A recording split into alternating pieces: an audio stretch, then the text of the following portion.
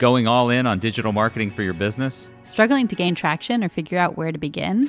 Join me for professional insights into digital marketing and to get answers to real questions from real people about real issues related to promoting your business online. Social media, email marketing, newsletters, it can get overwhelming. As a digital marketing instructor for the Pennsylvania College of Art and Design and the owner of Headline Consultants, a digital marketing company here in Lancaster, Pennsylvania, you can count on me to explain it all in a way that's easy to understand and makes sense. This is a Candy Factory Mini. Getting Noticed with Justin Quinn. Greetings. Welcome to Getting Noticed with me, Justin Quinn. Today, we're going to discuss blogging and how it can help your business get rankings, get engagement, and get noticed. One of the most frequent conversations I have with clients is about the value of blogging. It's the core of our business, and it's a service we offer for almost every client we work with. Today, I'm going to tell you why. But first, I want you to meet Max Tripode. Max is a general contractor who works in South Florida. Although he has a successful general contracting business, Max came to us with a challenge last year. He wanted to create a website for do-it-yourselfers who are interested in renovating their homes or the homes of their parents or loved ones to prepare them for aging in place. With elderly parents himself, this was something Max was passionate about, and he knew his 25 years of experience could help others keep their loved ones safe too. You can check out the site yourself. It's aipcontractor.com, where AIP stands for Aging in Place. So the cornerstone of this new website is its blogs. To help make sure the website pays for itself, we decided to make it an affiliate site, one where the products Max references in his blogs are purchasable by clicking on links within the blogs themselves. Now, Max was adamant about not selling stuff on his website, but he did like the idea of making recommendations based on his own personal experience and including those products in the blogs in a non-obtrusive way. The idea was that as people read the articles, the images and links would not only give them some frame of reference if Max mentioned a tool or product the reader didn't recognize, it also gave them a way to buy it if they wanted to. Every time a purchase was made, Max would receive a small commission, thereby helping him to maintain the site. After putting the website together in November and December of last year, we began to outfit the site with content. This was no small task. Working with Max the expert, we developed dozens and dozens of topics that we believed would be beneficial to those self-made home remodelers who needed advice and guidance for their aging-in-place renovation projects. In the end, we came up with over 70 topics we wanted to tackle ASAP. While the majority of marketing focuses on sales, blogs allow you to engage with audiences in a truly authentic way. By providing expert insights, fresh perspectives, and compelling ideas, blogs can build trust with your audiences in ways that paid advertising just can't. That said, a good blog can still help you make sales. When people like your content, they'll want to come back again and again to read, learn, and interact. And that's huge. People who are familiar with your brand and visit your site regularly, more than 2 or 3 times, are much more likely to make a purchase. And the more you blog, the more Google notices, and the higher your rankings go for the keywords you've identified as your top priorities. Check out my previous episode on keyword research and keywords for information on that subject. So, exactly how does this whole ranking thing work? We're going to get to that in just a second. But first, I need to talk to you about your marketing.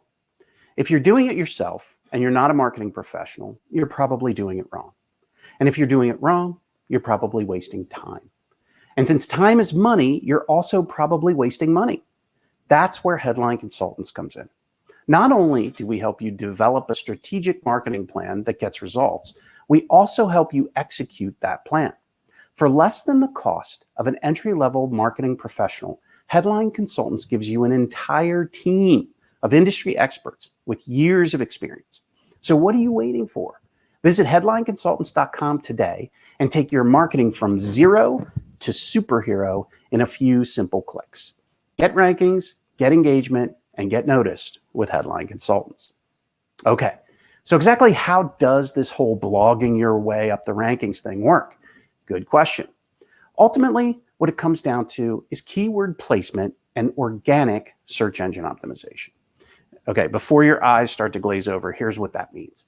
In order for you to create content that Google will rank you highly for, you have to get all the little technical details right.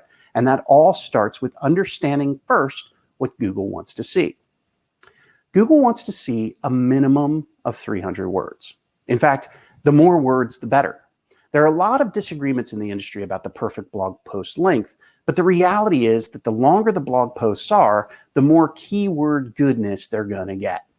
That doesn't mean you just vomit out tons of copy and hope it sticks. It has to be relevant, readable, and insightful. In other words, it has to be high quality and no plagiarizing either. You know what I mean? For Max, we helped him write articles that were, on average, about 1,500 to 2,000 words long. That may seem like a lot, but the kind of content we were helping Max write demanded detail and included professional tips to help people through the difficult parts of the renovation process.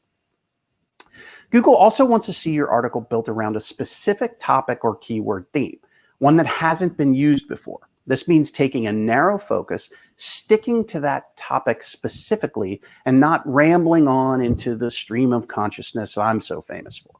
So keep your blogs focused and do what you do best. Drop knowledge on your peeps. Google also wants you to link to other parts of your website, ideally to other blogs that are related to the one you're composing currently. It also wants you to link elsewhere, to other sites with relevant content that will give credibility to your article. This is also good for your blog as well. Hopefully the other sites will link to your site after taking notice and returning the favor. There are also some other elements that are important to getting Google to notice your blog posts as well, such as keyword density or how often your keywords show up in the copy. Too many and your keyword stuffing, which is a no-no. Too little and Google won't know what the hell you're talking about. Having your keyword in your meta information is important too. Meta information or metadata is the title and description that shows up in the search engine's results pages, or SERPs, as we like to say in the industry. There are a few other little things too, but these are the biggies. You get these right and you're pretty good. For Max, coming up with topics was pretty easy. There was a lot to choose from. Every single room offered some renovation idea for older adults. Plus, as we got to know Max better, we discovered he had specific tools he liked to use, like his DeWalt drill. So we could make product recommendations based on what worked for him over the years, and he was totally okay with that. So that's great for Max, but how do you come up with topic ideas? Another great question, which I will answer.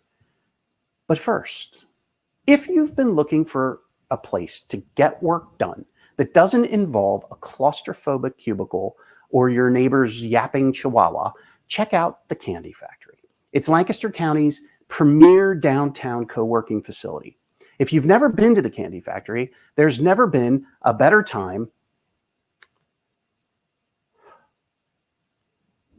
There's never been a better time to try it out. Get a free day pass and you'll get a taste of the sweetest kind of working there is, co-working. They've got so much going on down here, it's crazy. Friday afternoon happy hours, focus groups and lunch and learns, the infamous coffee club, daily networking opportunities. I could go on and on. For now, check them out at candyissweet.com, and I'm sure you'll soon discover what I did, that working can indeed be a treat. Okay, so how do you go about finding topics to write about? Well, I can't help you with that specifically because I don't know what you're writing about, but what I can do is give you some ideas of the types of content you can create. List articles are probably the easiest and quickest way to get to 300 words. I'm sure you've seen them. 6 of the best products ever, 5 ways to prank your spouse, 4 easy steps to world domination. You get the idea. I call these types of articles listicles. They're fun to write and they're also fun to read. But there are other types too. How-tos, reviews, and recommendations are the types of articles we helped Max write. But you could do interviews with industry leaders or even members of your own team, a commentary on a trend or news item, meme type articles like 10 responses only marketers will appreciate. Or you can even write about personal experiences. If you run out of ideas, reach out to your customers or your audience on social media and ask them what they want to see. Now that you've got some ideas on what to write and what types of content to write, you're probably wondering about the payoff, the return on investment. It's always top of mind for clients, and for very good reason. Creating content or outsourcing your content costs real money because it takes real time. So let's delve into Max's website, aipcontractor.com, for a quick look at what he was able to do with his content. This is Max's traffic pattern since January 1st of this year. As you can see, when we started publishing content, Max wasn't getting much of a response. For the entire week of December 2nd, for example, Max had 29 page views from 20 sessions. Only 13 people had looked at Max's site that week, and I'm willing to bet most of them were members of my team and probably Max himself. Fast forward to May. By this point, we had published about 45 to 50 pieces of content, and the site was really starting to pick up steam. He now had 119 users for the week of May 11th and more than 278 page views. Things were definitely looking up for Max. Now, here we are 6 months later in October. As you can see, Max has over 1,000 users a week accessing his site. He's got more than 1,200 page views a week, and he's actually getting commissions because people are starting to buy the products he's mentioned on his blogs. And the comments and questions are flooding in from readers. We probably get about 10 to 15 comments or questions a month from his blogs. People love it. So that's great and all, but how does that actually equate to rankings? Yet another good question. So check out this chart. The green line, which you can barely see, are all the keywords in which Max's site was ranking on the first page of Google.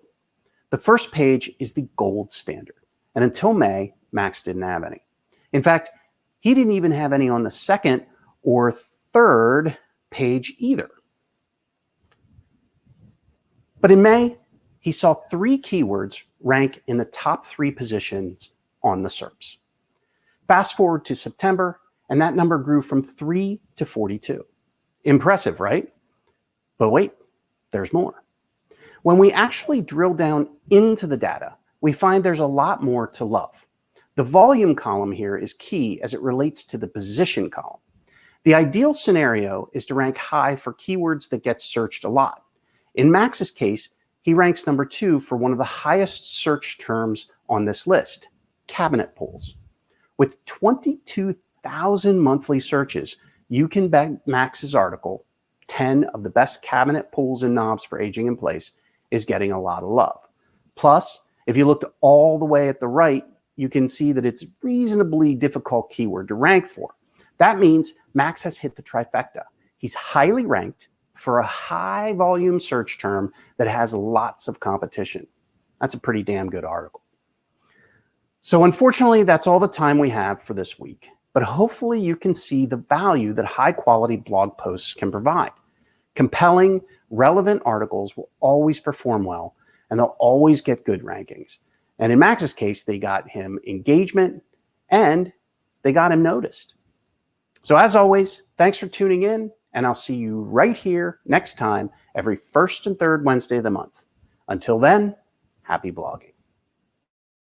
Getting Noticed is part of the Candy Factory mini-series and is a proud member of the Candy Factory Collective. You can find the show streaming on YouTube, Facebook, Twitch, and LinkedIn, and you can subscribe to the audio version anywhere you get your podcasts. You can check out Justin's classes at Pennsylvania College of Art and Design. That's pcad.edu. And learn more about Headline Consultants at headlineconsultants.com. Getting Noticed is produced by the Candy Factory Collective at the Candy Factory Co-working Campus in Lancaster, PA. The show is produced by Jason Mundock with production support by Anna Tran. Administrative support by Ann Kirby, Ariana Henderson, and Christian Martzel. Notes and links can be found on the show post at our website, candyfactorycollective.com.